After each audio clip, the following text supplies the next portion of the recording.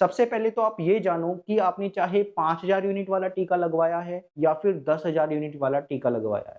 इन दोनों ही टीकों का सेम काम रहता है।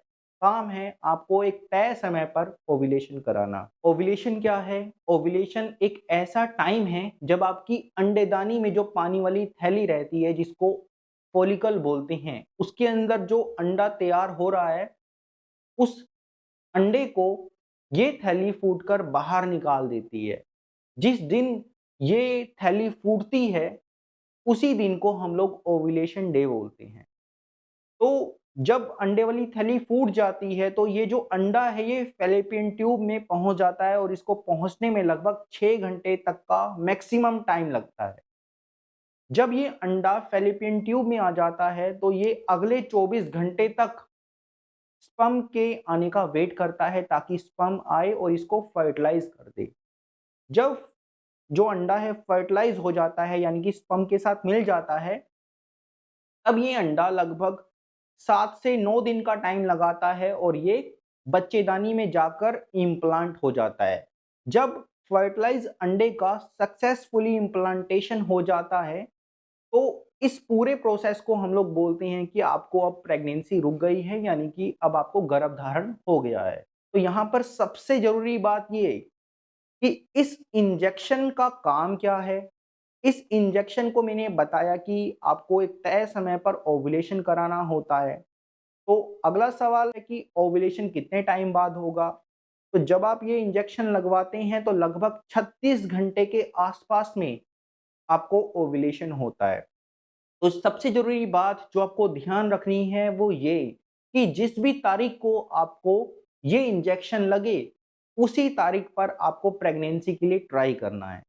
अब ट्राई क्यों करना है? क्योंकि जो मेल पार्टनर के स्पर्म हैं, शुक्राणु हैं, वो फीमेल बॉडी में 3 से 5 दिन तक जिंदा रह सकती हैं। तो सपोज़ करो कि अगर आपको आज इंजेक्शन लगा और आपको जो ओव्यूलेशन है वो 36 घंटे के आसपास भी होता है, तो आपके पार्टनर के जो स्पर्म रहेंगे वो पहले से ही फैलोपियन ट्यूब में मौजूद रहेंगे अंडे को फर्टिलाइज करने के लिए।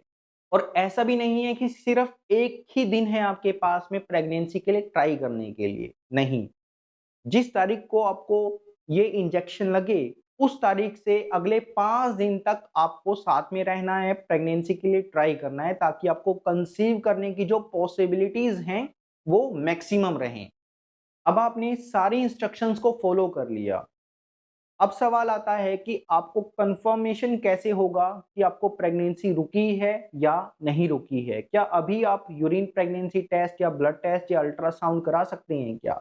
नहीं, इतनी जल्दी अगर आप ब्लड टेस्ट या यूरिन प्रेगनेंसी टेस्ट करेंगे, तो आपको फ़ाल्स पॉज़िटिव रिज़ल्ट मिलेगा।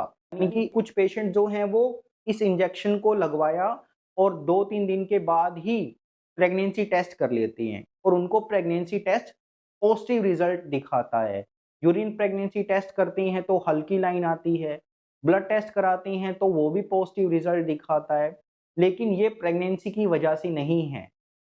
ये जो पॉजिटिव रिजल्ट मिला है, ये रिजल्ट आपको इस इंजेक्शन की वजह से है क्योंकि इस इंजेक्शन में एचसीजी हार्मोन है। ये वही हार्मोन है जो कि प्रेगनेंसी टेस्ट किट पता लगाने का काम करती है, जैसे कि यूरिन प्रेगनेंसी टेस्ट या ब्लड टेस्ट। तो आपको कम से कम 11 दिन का वेट करना है, लगभग 10 से 11 दिन का टाइम लगता है इस इंजेक्शन का असर आपके शरीर से खत्म होने में और लगभग डे 14th या डे 14th के बाद यानी कि 14 दिन या 14 दिन के बाद आप कभी भी यूरिन प्रेगनेंसी टेस्ट कर सकते हो या ब्लड टेस्ट करा सकते हो, जिससे आपको प्रेगनेंसी का कंफर्मेशन हो जाएगा। तो आज की वीडियो में हमने जाना कि आपको बीटा एसीजी इंजेक्शन लगवाने के कितने दिन के बाद प्रेगनेंसी होती है और प्रेगनेंसी का आप लोग कंफर्मेशन कब कर सकते हैं। तो आज की वीडियो में बस इतना ही, मिलता हूँ आपसे नेक्स्ट वीडियो में, तब तक के लिए नमस्ते।